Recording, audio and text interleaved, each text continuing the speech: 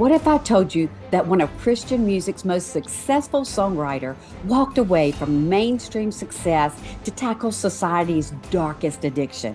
Today, we're diving deep with Steve Siler, the man behind 9 number 1 hits who traded his comfortable career to become a warrior in the battle against pornography addiction, anxiety, and so much more.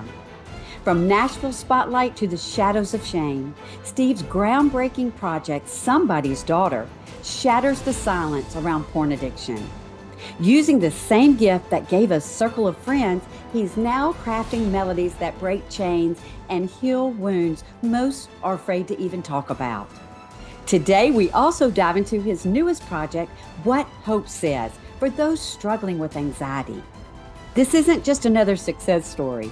It's a raw look at how music is reaching the depths of addiction and anxiety, pulling people back into the light. Whether you're struggling yourself, worried about someone you love, or simply curious about how art can transform lives, this conversation will change how you think about healing. Stay with us. This gets real. Welcome to Warfare Parenting, faith-driven strategies for struggling parents of teens and adult children.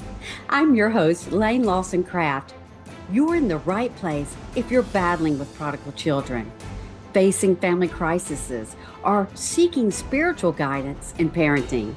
Today, we'll equip you with powerful biblical strategies to reclaim your child's destiny and restore hope in your family. Let's step into this faith-filled journey of hope and healing together.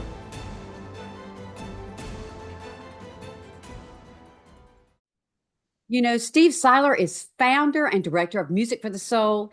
He is an accomplished songwriter and music producer with over 500 songs recorded in the Christian, country, and pop genres. His songs have been recorded by pop and country artists like Kenny Loggins, Smokey Robinson, Patti LaBelle, Kenny Rogers, Oak Ridge Boys, and so many others, and of course, the contemporary Christian music artists.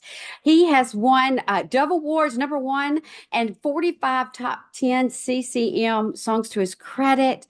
Oh, Steve, you have been featured in musicals and theater, and you've got 3 books and you co-host the Music for the Soul podcast. We have so much to cover today. I'm so thankful for your time. Oh, it's delightful to be here. Thank you for having me. I have a lot to cover, so I'm going to start.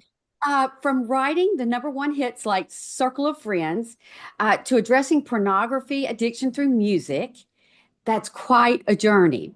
hmm What was the pivotal moment that led you to shift your music into this direction? Well, actually, I was in this direction before my CCM career took off. It was through the issue of childhood sexual abuse that God drew me into ministry. And I had worked on a musical in Los Angeles for 3 years before moving to Nashville. So I already knew that I wanted to write music that shared the compassion and healing of Christ with people around difficult issues. But when I moved to Nashville, I also had to make a living. So the Lord was gracious, got me in as a staff songwriter at Star Song. That led to immediate, unreasonably immediate success. I had a song on the charts 3 months after moving to town, and that just doesn't happen. That was the grace of God just giving me a nice running head start. I guess he knew I was a little older and needed to go ahead and get busy. So I was a CCM staff writer for 10 or 12 years and had just a lot of blessing in that time. And what I didn't realize at the moment was that God was busy assembling the team that would become Music for the Soul. All the musicians, the singers, the songwriters, the engineers are all people that I worked with in CCM. So it's great because they all say they love working on our stuff because it's true ministry, and that's what they say about it. So that really blesses me. That is great. You know, the title "Somebody's hmm Daughter" carries so much weight. hmm Could you specifically talk about how this project came to be Yeah. and why you chose to cover, such a sensitive topic? Well, I was, like I said, I was a CCM staff writer. I got a call one night from another CCM writer who was very successful. He was writing for Forham and Point of Grace and Avalon and all those groups that were very popular at the time. And he called me and he said, Steve, if I don't tell somebody my secret, I'm going to lose everything. He was married, had a beautiful wife, two gorgeous daughters. He was struggling with internet pornography. And coming from Los Angeles takes a lot to scare me. I grew up in Hollywood. So when he asked me if I would go to a sex addicts meeting with him, I said, sure, let's go. And after we did that, the very next week, we sat down and we wrote the song Somebody's Daughter. And it was a way of processing what he was going through and of basically planting a flag and saying, from this day forward, every woman I look at has a mom and a dad and has a heavenly father. And I am going to keep that in mind and treat every woman like she's a precious child of God. So that was for John, my friend John, and for me, because I had children as well. It was like, this is what we're going to do. This is what we're saying we're going to do. I came to find out pretty quickly that I had members in my men's prayer group who were also struggling. I found out quickly that I knew pastors who were struggling, and it was like chipping paint in the corner of a wall and having the whole wall come off in your hands. It was clear that this was a nationwide, worldwide problem, and that somebody needed to do something about it. And of course, a lot of somebody's needed to do something about it. But what we could do is share that song, write some other songs, and then ultimately we did a video, a documentary, which went all around the world. It translated into other languages, won a bunch of awards, but most importantly, saved a bunch of marriages and turned a lot of lives around for guys. Wow. Well, one of my big questions, because it's so hard, Music for the Soul has covered so many things about addictions and such. Mhm. How have you overcome the challenges, that come with covering these hard topics? You know what? The interesting thing, by far the more challenging part of having a ministry like Music for the Soul is the administration, the fundraising, the tax compliance, and all that other nonsense that's not music at all. And what I have found in dealing with these hard topics, um, it's sacred ground when people are willing to open up and share the places where they are broken. And when you do that, you're blessing other people because all of us are broken in one way or another. So our unofficial theme song is "Broken to Bless." And so when we deal with these issues, I feel like it's such a privilege and an honor to be invited into people's lives around these vulnerable issues. And so, yes, the work is challenging, but I would say it's more rewarding than anything else. And when we work on the projects, it's like putting on a coat of pain and wearing it for a while and really soaking in and understanding. We interview people who've lived through the issue and healed from it. We also interview a lot of Christian counselors to make sure that we hit all the important steps in the healing process. So there's a lot of vetting that goes on, a lot of prayer to get to the place where we actually go in and record music. But when we get to record music, for us, that's the easy part, the fun Well, part. yeah, and that leads me up to, your new project, What Hope Says. Let's talk about what led to this creation. It's all about anxiety, right? Yes. And the reason we're doing this now, usually when we're doing music for the soul projects, I look for areas where I feel that we're not addressing it as a culture as much as we should be. But when I was speaking with my consulting therapist and saying, "Hey, it's time for us to do a new record. What are you seeing in your office?" To a person, every single counselor I spoke to said anxiety. Everybody struggled with anxiety, and of course, we know that social media is causing horrible anxiety with our young people. I like to say to parents, yeah, if you got to give your kid a phone, give them one that looks like a shoe. You know, I mean, make it as hard as you can for them to get onto all these apps and all this stuff because there's a lot of danger out there for our kids, and it's just learning how to realize that a friend is somebody that you can look in the eye and converse with, not a total stranger that that's hiding in the shadows of social media. I mean, it's so important. It is. It is. And there are a lot of diversity on your new Hope Says, What Hope Yes. Says. It was probably hard choosing what to put and where. How did you do that? Well, again, having great consulting therapists is really, really helpful. One of the things that was really important to me in this record, though, was making sure that it had something that would appeal to people of all ages. One of my favorite songs on the project is I'm Not That Much Different Than You, where we literally interviewed over 3 dozen people from ages from like 13 to 93 and just said, what gives you anxiety? And recorded their answers and then put them all together throughout the song because what I realized was it's really interesting when you boil it down, everybody's worried about the same stuff. We all want to feel safe. We all want to feel like we're known and loved. I mean, it was just really interesting to me how those things were expressed in different sentences, but regardless of how it was expressed, you could tell the older folks and the younger folks have so much more in common than they realize. So what I would say to the young people is, hey, the adults don't know everything you think they know. And to the adults, hey, these kids are struggling with things you wouldn't think such young people would be struggling with. That is so awesome. You talk about how music can reach places that traditional therapy can't. Hmm. Can you tell us how you've seen this play out in people's healing journeys? Well, I've seen it, but what's been the most fun for me is when therapists reach out and say, hey, I had a client who was dealing with multiple personality, and I played her this song of yours, and she was able to reintegrate some of her parts and her personality. I mean, when I started Music for the Soul, I wouldn't have even known that something like that was possible. I started it because I had personally seen songs be able to capture people's hearts and help them hear something that they didn't hear in any other way. We all put up walls of defense to protect ourselves from pain. And the thing about a song is and music is that it seeps through the cracks in our walls of defense or underneath the door, if you will, whatever, and it just instantaneously opens our heart.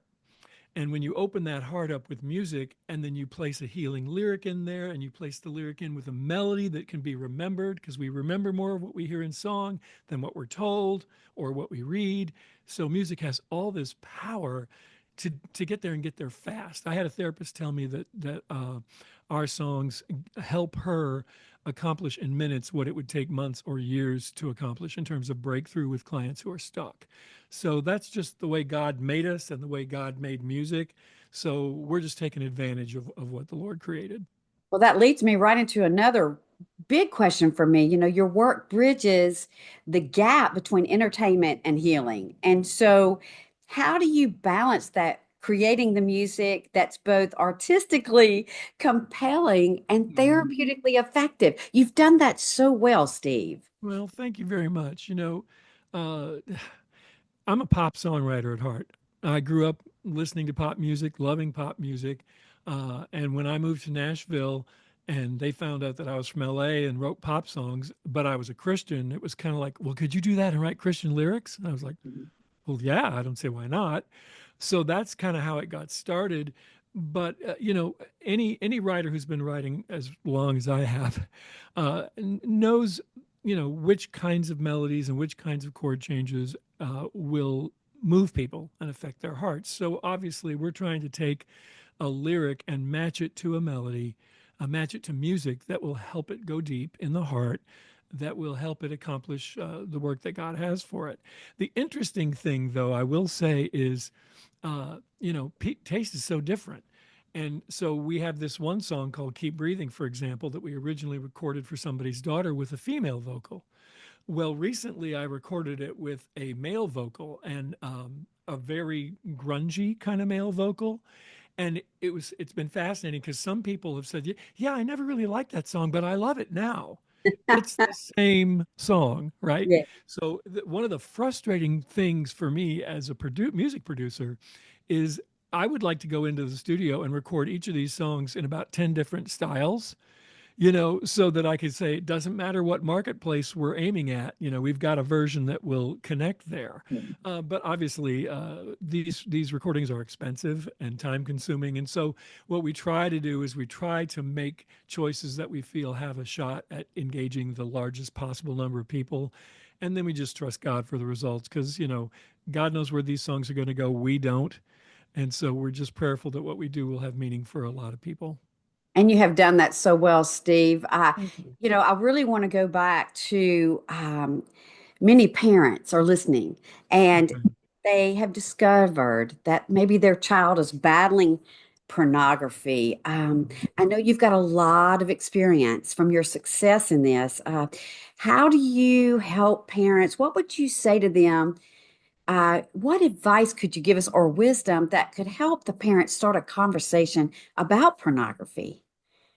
Well, I think the reason we called the project Somebody's Daughter, uh, I've actually had the opportunity to speak at schools, and what I will say to young people, and what I would encourage parents to say with their young people is, if somebody were looking at your sister in this way, if somebody was looking at your mom in this way, how would that make you feel?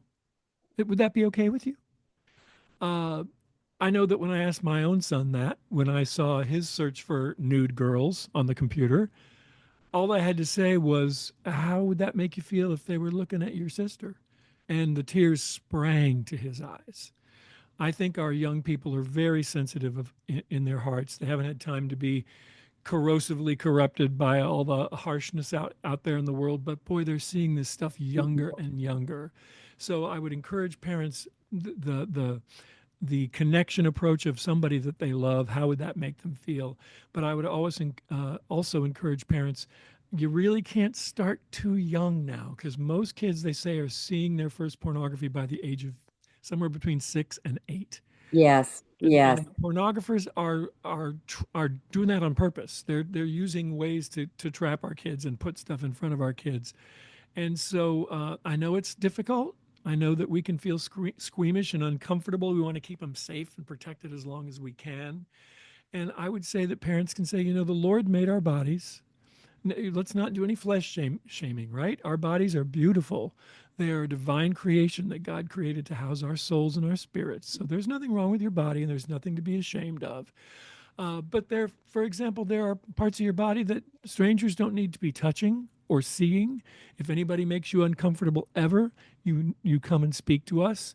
If anybody ever tells you that you should keep a secret, or that you can't tell mommy and daddy about this, never believe them, because that's never true. You need to be able to come and tell us anything. And if you see something that makes you uncomfortable or that you don't understand, uh, come and tell us about it. We're always here to talk about it. I think that's the biggest mistake that parents make. I think they think that their kids will think they're not cool, uh, right, you know. But right. I love this quote I saw from a 15-year-old girl who said, the truth is, I feel really glad when my parents are strict with me. Our kids need guidelines more than ever. It is Yeah, such a dangerous world out there on the internet. Naturally, I would encourage parents, you need to have accountability software so you can see everywhere your kids have gone. You need, this business of that's their room, so they should have privacy. Well, as long as they're living in your house, you kind of have to, that's a delicate one, because you want to respect privacy, but you also need to say, hey, when you're on that computer, the door is open, right?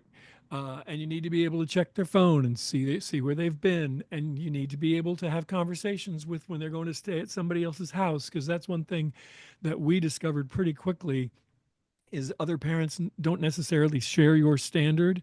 The most awful thing my daughter ever saw, she saw at a friend's house. And we were horrified that his parents would have thought that was okay. You know what? It makes a lot of extra work for parents. And I know parents are already tired. So many parents work as well as being moms and dads. But this is an area where we can't afford to relax, because here's the thing: what is seen can't be unseen. And for younger kids, those neural pathways are fresh. And once you plow those furrows, if you get them too deep when they're young, that's really hard to turn around. So you want to go ahead and jump on that. Um, I always say to people that it's like our culture is a swimming pool, and once somebody pours poison into the deep end, it gets to the shallow end too. So you can't take enough precaution, because your kids are swimming in the culture, and this poison is coming for them, and you have to be proactive to prevent it affecting their lives. And I love that you say that because one of my last questions is, the digital landscape has made pornography so easy. I talk about how it's just a click away Yes, or a text away. yes. Have you heard of anything that, really has been beneficial for parents? And what age? I mean, I'm exactly like you. I've heard the average age is 7 that is Hmm. looking at porn, and so do you have a super great resource or age reference for our parents listening today trying to block this exposure to our children? There's an organization called the National Center on Sexual Exploitation, NCOSE. If people search there, they can find a ton of resources. There are a lot of really fantastic organizations out there doing great work. There are, like I said, there are accountability things you can put on computers. There are also programs you can learn. Enough is Enough is another organization that has a lot of great resources. So any search on Google will pull up a lot of wonderful resources. But NCOS and Enough is Enough are two places you could start. That's great. I want to circle back to what Hope says because that's another huge issue, anxiety. Is there anything that you'd like to share with us today before we wrap this up about anxiety and what Hope says and its purpose? You know, everywhere we go, God is with us. But we don't do a very good job, I'll just speak for myself sometimes, in making room to experience God's presence. So I think the most important thing people could do is have some discipline. I know nobody likes that word, but have a little discipline about devotional time. Because if you can find a time during the day, maybe it's first thing in the morning, maybe it's late at night, whenever you can find it, where you can get quiet and you can read some devotional materials and or pray, sit quietly. There's a song on our project called Right Now. Just put your feet on the floor, close your eyes, just be present and listen, and allow God's presence to soak into God's presence, so that you can take that calm with you into the day. Being able to tap into God's presence, this is a source of healing, of peace, of compassion, of truth, of joy, of wisdom, of all the good stuff, all the fruits of the Spirit. We know what they are, right? But if we're not present for that, if we're so busy and distracted and think that, that we have to reply to everything like it's urgent, which, our culture, our phones, I tell people, this phone thing, don't keep that by your bed. Don't look at it first thing in the morning. Make some time for yourself that's apart from all the technology and all the demands that the culture wants to make of you, because most of what they're selling you, you don't really need anyway. And it creates anxiety, It that does. it's a perpetual cycle. It does. It does. And you know, everybody already knows the algorithms are programmed to keep you on there. And so again, have some discipline. Limit your phone time. When you go on your phone, know why you're going on it. Do what you're doing on purpose. When you turn on the TV, don't just sit there with the remote and surf around. If you're going to watch something. And when you're done, turn it off, right? Right. Right. It's just I think discipline is so hard for all of us, and everybody's working so hard, and parenting is itself stressful even when everything is going well. So naturally we look for these places where we can be soothed, but where we can actually be soothed is in God's presence. We're not going to be soothed by these devices. They're contrary to the whole idea. Well, really, Steve, this has been great. As we wrap up and we've talked about, porn addictions, anxiety, and all the things and all of your great accomplishments. Is there anything you'd like to leave with us today as we, as parents, grandparents, and loved ones of this generation that really have, they're wrapped up in all of this. Is there anything you'd Mhm. like to leave us with today? Yes, I would like to tell parents that I know you worry about your kids. Guess what? That's never going to stop. Mine are 35 and 30, and I'm still worrying about them. But here's the deal: God made your kids. God loves your kids. God loves your kids even more than you do, which I know seems impossible to imagine. But take comfort in that. You do the best you can do, But at the end of the day, in parenting, as in everything, we need to trust our Father in heaven. Amen. Thank you, Steve. Thank you to audience for joining us on this powerful conversation. And as we wrap up, I want to speak directly to you parents who are listening right now, perhaps with tears in your eyes or hope stirring in your heart for the first time in a long while. Remember what Steve shared with us today. This battle your child is facing isn't the end of their story. It's not a definition of who they are or what they'll become. Though Steve's journey and the countless lives touched by somebody's daughters, we've witnessed how healing is possible and how shame can be replaced with grace, and Yeah. how music can reach places in the soul that words also cannot touch. And to the parent that might have discovered this today, right on time, Steve has shown us that your child is not alone and there is a path of healing. So we're so excited that you joined us today. Steve, thank you for your courage in creating music that speaks to the deepest wounds and for your wisdom in guiding families toward healing and for showing us how art can become a powerful vessel for transformation and hope. So listen, you can go to all of Steve's resources. They're in the show notes, all about Somebody's Daughter, Music for the Soul, and all about his newest project, What Hope Says, for those struggling with anxiety. Until next time, keep believing in the power of healing, the strength of love, and the truth that every story, including your child's, can be rewritten with hope. Thank you again, Steve. Thank you for the opportunity, Laine. God bless. Thank you for joining us on Warfare Parenting. Remember, you can overcome even the most challenging parenting battles with faith and the right strategies. If this episode has touched your heart or provided valuable insights, please subscribe to our podcast and leave a review. Your support helps other struggling parents find the hope and guidance they need. Until next time, remain steadfast in faith and remember, together, we never give up on our families. Visit my website too for my new book, Warfare Parenting, a daily battle plan to fight for your child. The first 10 days are free on my website and many other free resources. Go to LaineLawsonCraft.com.